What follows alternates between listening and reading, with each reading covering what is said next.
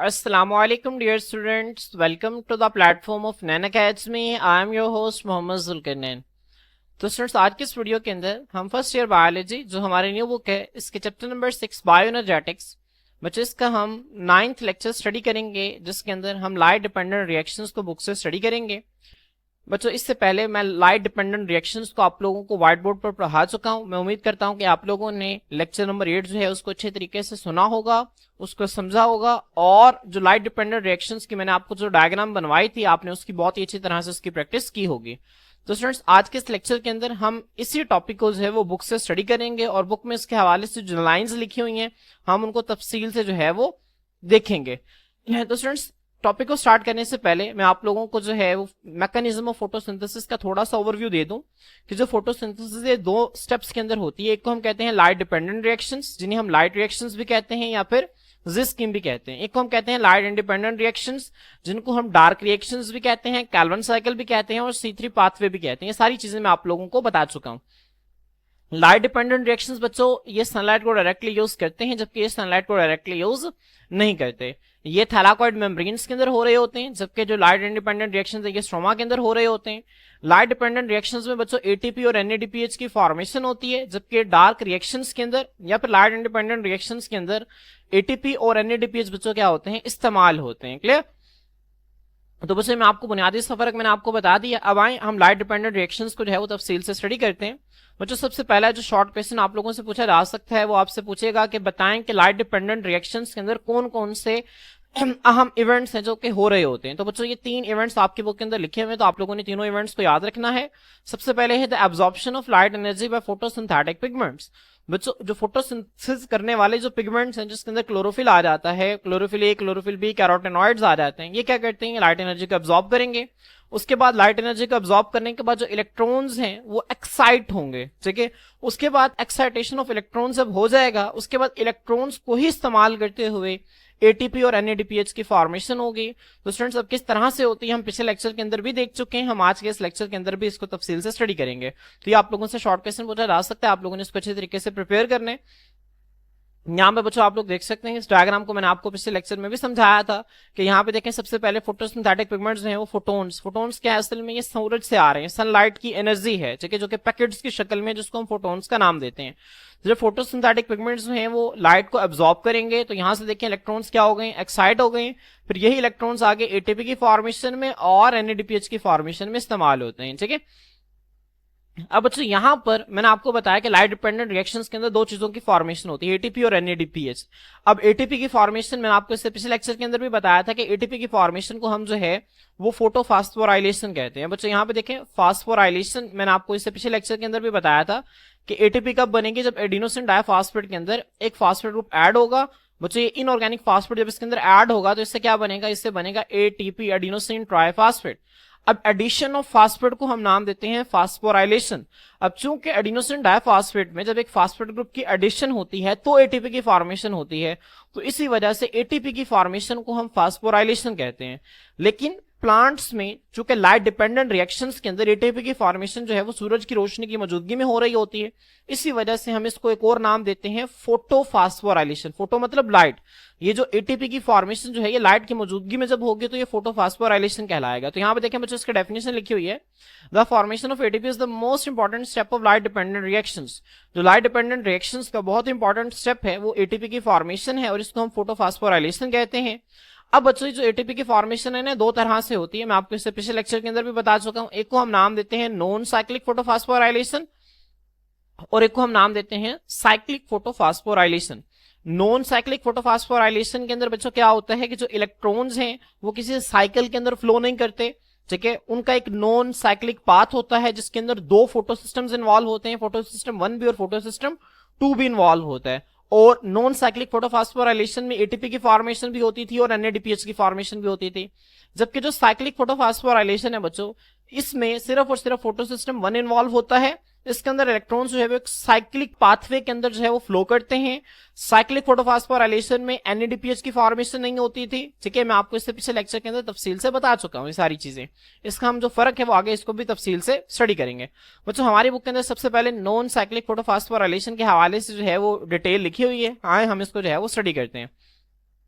बच्चों देखें इसका इंट्रोडक्शन क्या है नॉन साइक्लिक फोटोफॉस्फोराइलेशन के हवाले से। वो कहते हैं इट इज द यूजुअल वे, एक आम तरीका है of the production of ATP, ATP की पैदावार का ड्यूरिंग लाइट डिपेंडेंट रिएक्शंस। बच्चों लाइट डिपेंडेंट रिएक्शंस या फिर लाइट रिएक्शंस में एटीपी फॉर्मेशन के लिए जो आम तरीका इस्तेमाल होता है वो क्या है, वो नॉन साइक्लिक फोटोफॉस्फोराइलेशन है।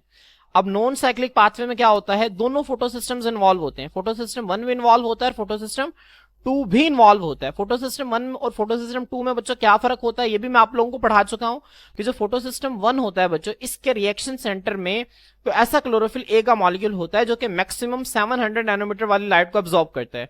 जबकि फोटो सिस्टम 2 बच्चों ये ऐसा फोटो सिस्टम है जिसके रिएक्शन सेंटर के अंदर ऐसा क्लोरोफिल ए का मॉलिक्यूल पड़ा होता है जो कि 680 नैनोमीटर वाली लाइट को मैक्सिमम अब्सॉर्ब करते हैं। ठीक है, तो नॉन साइक्लिक पाथवे के अंदर दोनों फोटो सिस्टम 1 और फोटो सिस्टम 2 दोनों पार्टिसिपेट करते हैं और 2 इलेक्ट्रॉन चेन्स जो हैं वो इन्वॉल्व होते हैं। कितनी इलेक्ट्रॉन चेन्स इन्वॉल्व होती हैं बच्चों, 2 इलेक्ट्रॉन चेन्स इन्वॉल्व होती हैं। आपने इस चीज को जो है वो जहन में रखना है। ठीक है, यहाँ पे आप देख सकते हैं, मैं आप लोगों को यहाँ पे दिखा भी देता हूँ बच्चों, एक इलेक्ट्रॉन चेन ये है और दूसरी इलेक्ट्रॉन चेन जो है वो ये है।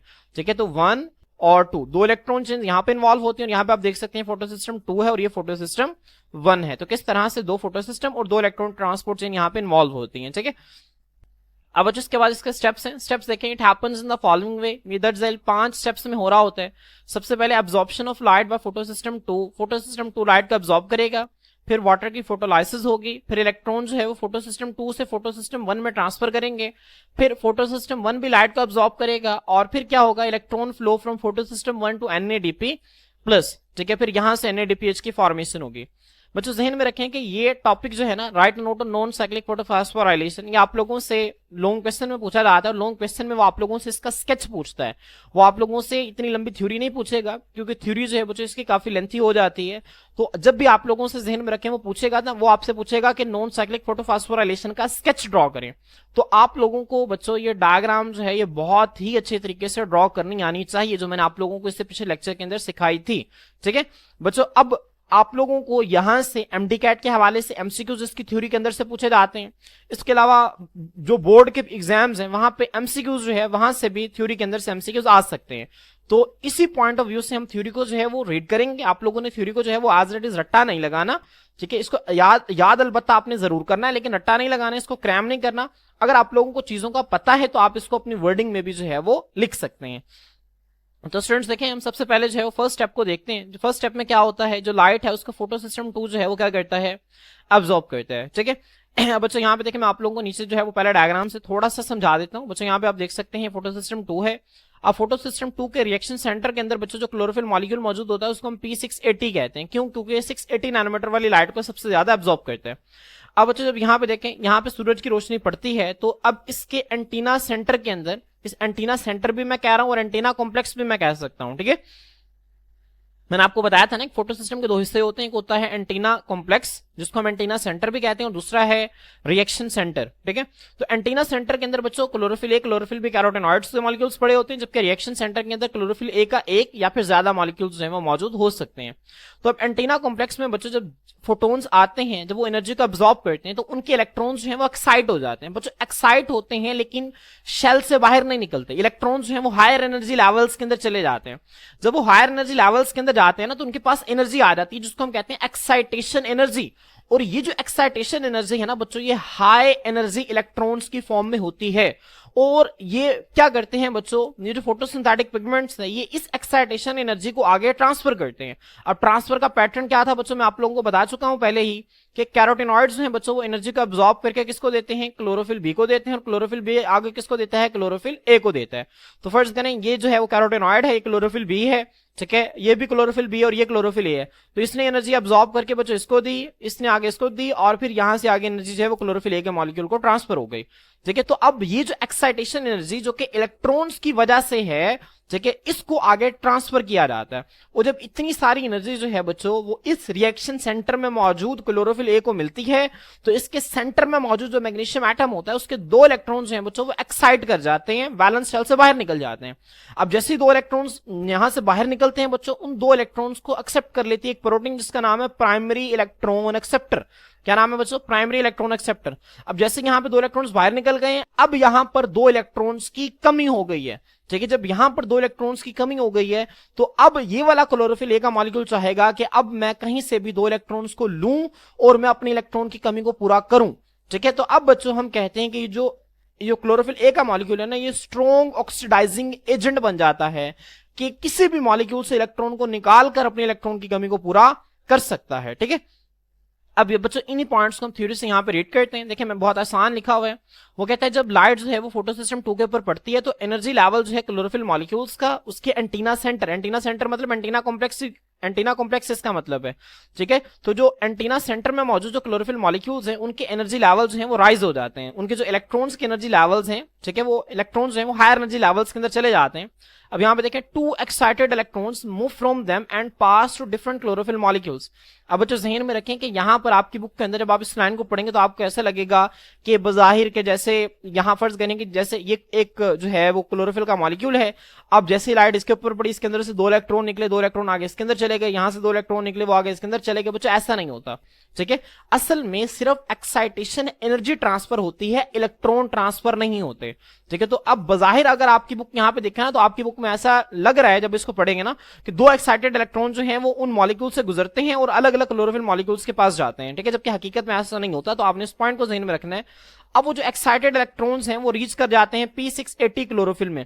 अब जो एक्साइटेड इलेक्ट्रॉन्स का मतलब असल यहाँ पे एक्साइटेशन एनर्जी है, और एक्साइटेशन एनर्जी है वो एक्साइटेड इलेक्ट्रॉन्स की वजह से। एक्साइटेड इलेक्ट्रॉन का मतलब ये नहीं है कि इलेक्ट्रॉन्स जो हैं वो वैलेंस शेल से बाहर निकल गए हैं, उसका मतलब सिर्फ ये एक्साइटेड इलेक्ट्रॉन्स का कि जो इलेक्ट्रॉन्स हैं वो अब हायर एनर्जी लेवल्स के अंदर मौजूद हैं।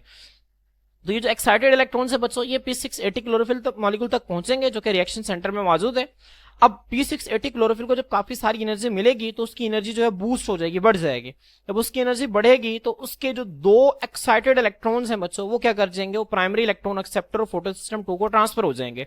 यहाँ पे देखें इस तरह इसके पास जो है वो primary electron acceptor photo system 2 के पास इसके 2 इलेक्ट्रॉन्स आ गए। अब इस वजह से एक इलेक्ट्रॉन होल, एक इलेक्ट्रॉन की कमी, एक इलेक्ट्रॉन का सुराग जो है वो P680 क्लोरोफिल के अंदर जो है वो पैदा हो जाएगा। अब वो क्या बन गया है, वो एक बन गया है एक स्ट्रॉन्ग ऑक्सीडाइजिंग एजेंट के वो चाहता है कि बस इसी तरह मैं किसी भी मॉलिक्यूल से इलेक्ट्रॉन को निकालूं और खुद की जो है वो रिडक्शन कर लूं, ठीक है। तो एक ऐसा एजेंट जो कि दूसरों की ऑक्सीडेशन करे और अपनी रिडक्शन करवाए, इसको हम ऑक्सीडाइजिंग एजेंट का नाम देते हैं, ठीक है। तो आपने इसके कॉन्सेप्ट को बेहतरीन तरीके से क्लियर रखना है। इसके बाद बच्चों अब वो जो ऑक्सीडाइजिंग एजेंट बना, कौन बना ऑक्सीडाइजिंग एजेंट बच्चों, फोटो सिस्टम 2 के रिएक्शन सेंटर में मौजूद P680 क्लोरोफिल।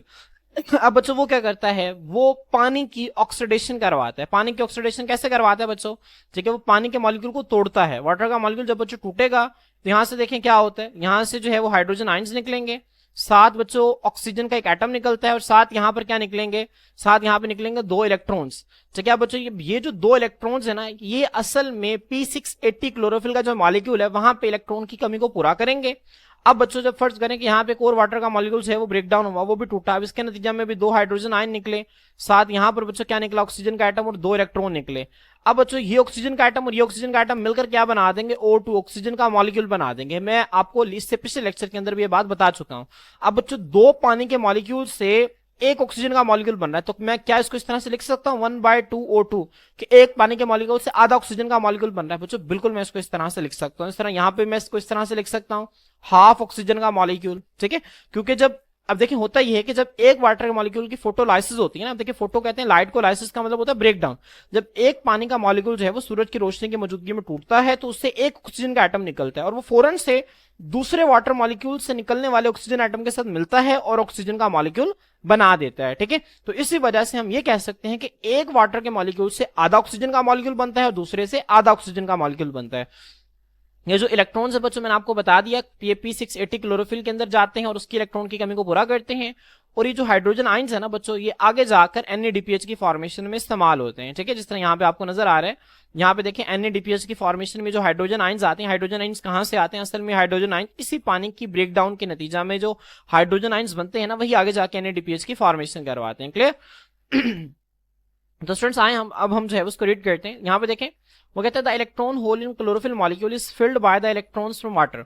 अब बच्चों जो क्लोरोफिल मॉलिक्यूल कौन सा P680 क्लोरोफिल मॉलिक्यूल के अंदर जो इलेक्ट्रॉन होल क्रिएट हुआ है उसको फिल किया जाता है पानी के इलेक्ट्रॉन से।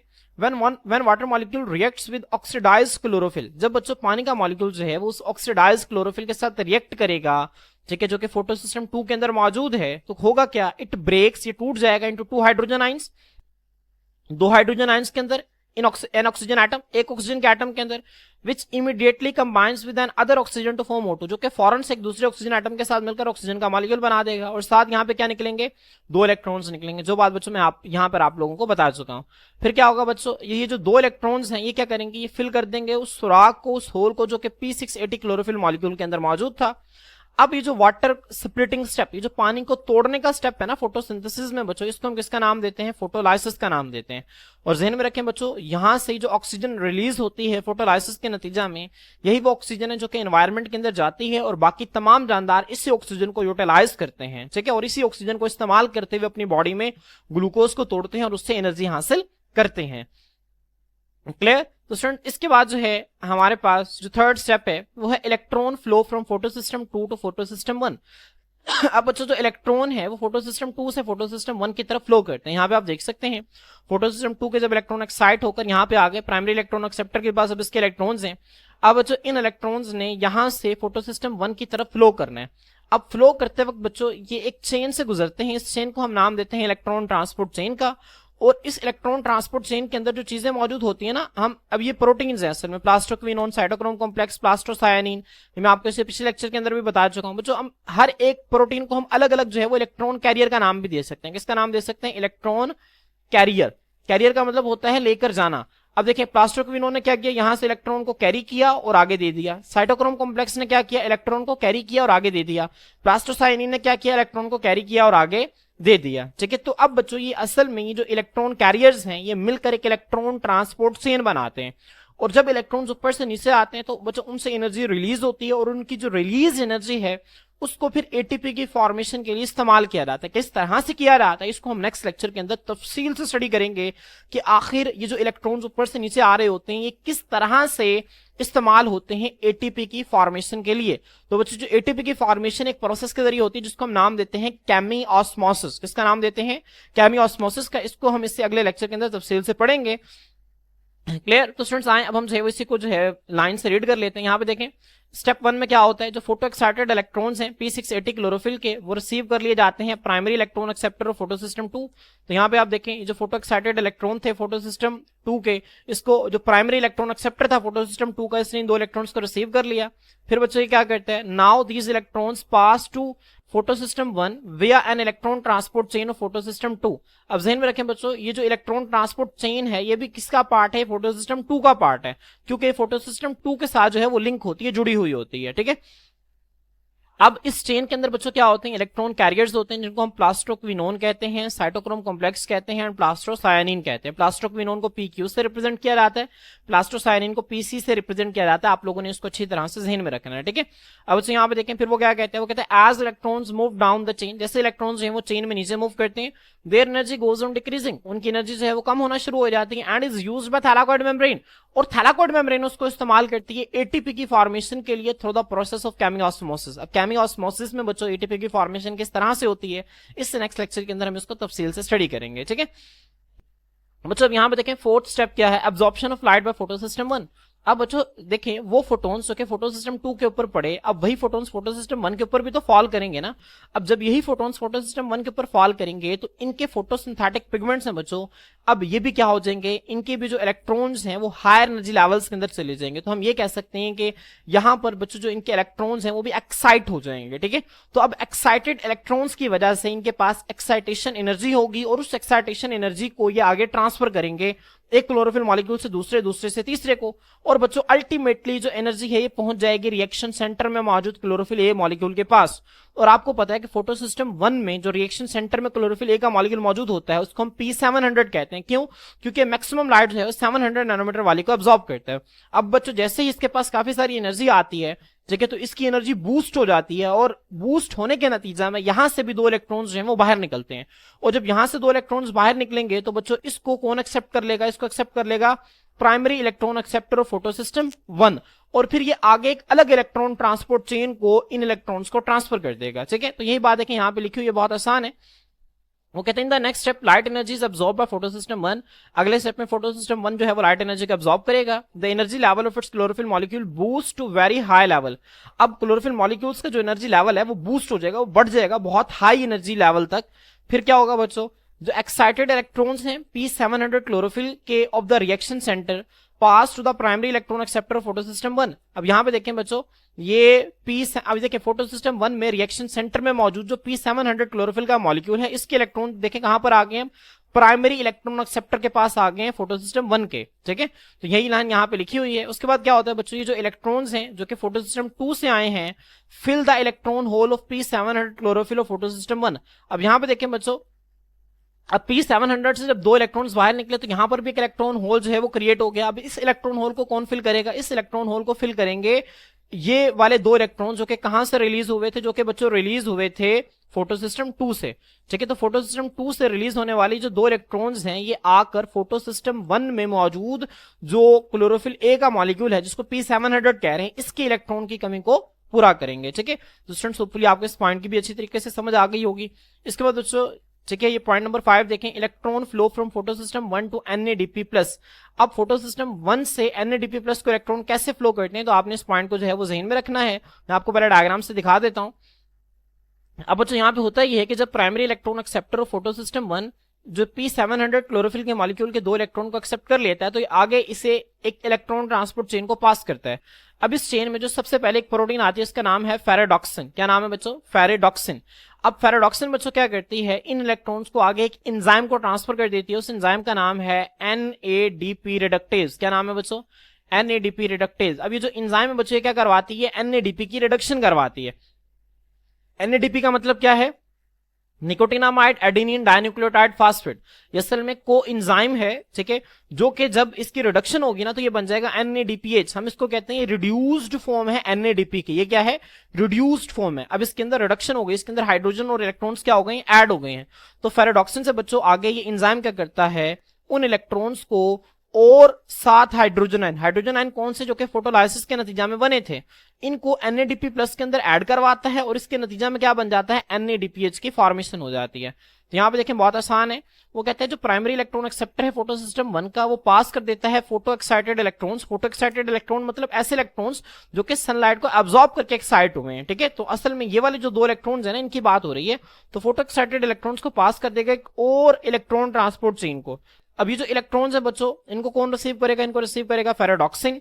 फिर एक एंजाइम जिसका नाम क्या है, NADP रिडक्टेज, ये इन इलेक्ट्रॉन्स को ट्रांसफर कर देगा फेरेडॉक्सिन से NADP+ को।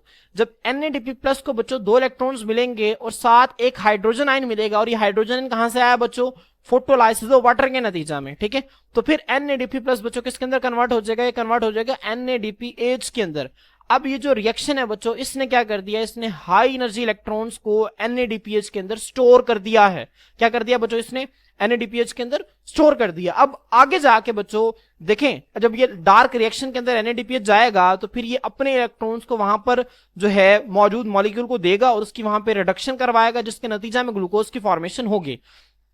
तो स्टूडेंट्स अब देखें, हमारा लाइट डिपेंडेंट रिएक्शंस का मकसद पूरा हो गया। लाइट डिपेंडेंट रिएक्शंस में ATP की फॉर्मेशन होती है, NADPH की फॉर्मेशन होती है। तो देखें यहाँ पे हमारा जो है वो मकसद जो है वो पूरा हो गया है। ठीक है, तो स्टूडेंट्स अब यहाँ पे अगर आप देखें तो इलेक्ट्रॉन जो है वो एक नॉन साइक्लिक पाथवे के अंदर फ्लो कर रहे हैं, कोई साइक्लिक पाथवे नहीं है। दोनों फोटोसिस्टम इन्वॉल्व हैं, दो इलेक्ट्रॉन ट्रांसपोर्ट चेन्स इन्वॉल्व है यहाँ पर। ठीक है, तो ये जो पाथवे है बच्चों, इसको हम नाम देते हैं नॉन साइक्लिक फोटोफॉस्फोराइलेशन। ठीक है, नॉन साइक्लिक फोटोफॉस्फोराइलेशन जो है, इसमें होता क्या है कि जो इलेक्ट्रॉन्स है वो नॉन साइक्लिक पाथ से फ्लो करते हैं और इस तरह से ATP की फॉर्मेशन होती है।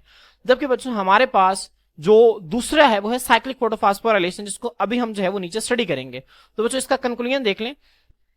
वो कहते हैं so the light energy gets converted into chemical energy. Light energy जो है वो केमिकल एनर्जी के अंदर कन्वर्ट हो गई है, ATP एंड NADPH। अभी जो जिगजैग पाथ है, जिगजैग मतलब टेढ़ा मेढ़ा पाथ जो है, जो कि इलेक्ट्रॉन्स लेते हैं थ्रू फोटोसिस्टम 2 टू फोटोसिस्टम 1, ठीक है। अब देखें यहाँ पे फोटो सिस्टम 2 लिखा हुआ है, जबकि यहाँ पे फोटो सिस्टम 1 आना है। फोटो सिस्टम 2 से फोटो सिस्टम 1 तक और फिर इलेक्ट्रॉन ट्रांसपोर्ट चेन से, इसको हम जी स्कीम का नाम भी देते हैं, बाद में आपको पहले ही बता चुका हूं। देखें बच्चों, ये जो आपको जिगजैग पाथवे नजर आता है, इसको हम जी स्कीम का नाम देते हैं। किसका नाम देते हैं? जी स्कीम का नाम देते हैं। तो आपने इसको भी जहन में रखना है, ठीक है। अब बच्चों वो बात जो मैं आपको पहले बता चुका हूं कि साइक्लिक फोटोफॉस्फोराइलेशन क्या होती है। इसमें जो इलेक्ट्रॉन्स है बच्चों, वो एक साइकिल के अंदर फ्लो करते हैं और फिर एटीपी की फॉर्मेशन करवाते हैं। किस तरह से होती है बच्चों? बहुत आसान है। मैं आप लोगों को नीचे पहले डायग्राम से दिखा देता हूं, फिर मैं आप लोगों को थ्योरी की जो है उसको रीड करवा देता हूं।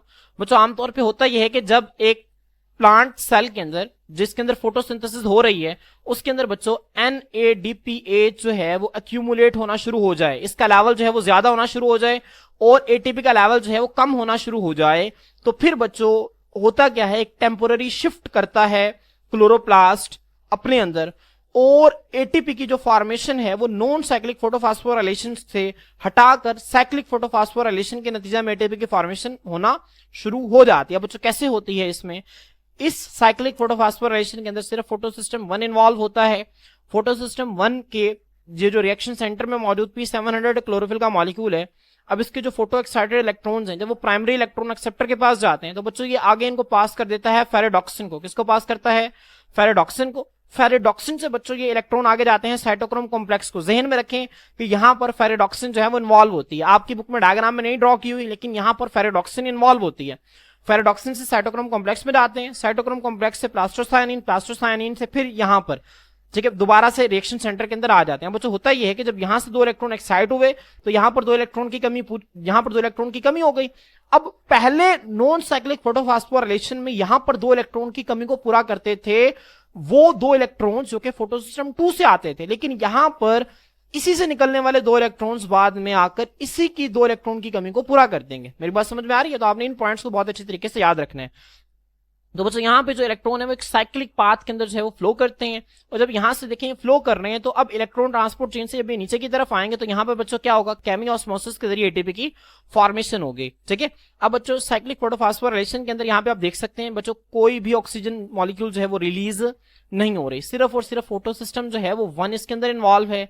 बच्चों NADPH की फॉर्मेशन जो है ये भी नहीं हो रही, NADPH की यहां पर फॉर्मेशन जो है ये भी नहीं हो रही। यहां पर बच्चों आप देख सकते हैं कि एक ही इलेक्ट्रॉन ट्रांसपोर्ट चेन यहां पर भी इन्वॉल्व है, ठीक है। तो स्टूडेंट्स आपने इन पॉइंट्स को जो है वो अच्छी तरह से ध्यान में रखना है। अब हम इसको जो है वो थ्योरी से रीड कर लेते हैं।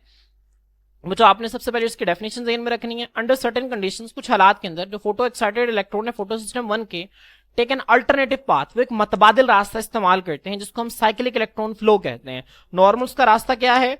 ठीक है, प्राइमरी इलेक्ट्रॉन एक्सेप्टर जो है फोटो सिस्टम 1 का, वहां से फेरेडॉक्सिन, फेरेडॉक्सिन से आगे NADP रिडक्टेज।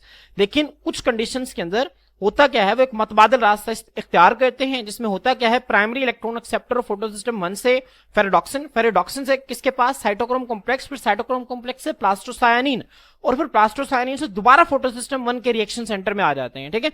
तो ये जो सिंथेसिस ऑफ एटीपी है जो कि साइक्लिक इलेक्ट्रॉन फ्लो के अंदर होती है, इसको हम साइक्लिक फोटोफॉस्फोराइलेशन का नाम देते हैं।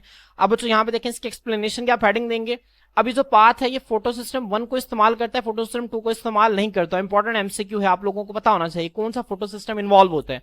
अब ये जो इलेक्ट्रॉन्स है बच्चों, ये cycle back from primary electron acceptor photo system 2 to P700 chlorophyll via the electron transport chain. अब यहाँ पे देखें बच्चों, वो इलेक्ट्रॉन जो कि P700 क्लोरोफिल के मॉलिक्यूल से निकलते हैं, दोबारा से साइकिल बैक के दोबारा से किसके पास आ जाते हैं बच्चों? उसी क्लोरोफिल मॉलिक्यूल के पास आ जाते हैं जिससे ये बाहर निकले थे। इसके बाद बच्चों यहाँ पे देखें, there is no production of NADPH and no release of oxygen. यहाँ पर बच्चों NADPH की प्रोडक्शन भी नहीं होती और ऑक्सीजन की प्रोडक्शन भी नहीं होती। अब साइक्लिक फ्लो जो है वो तहम यहाँ पर एटीपी की जनरेशन जो है वो होती है, एटीपी क्रिएट होती है।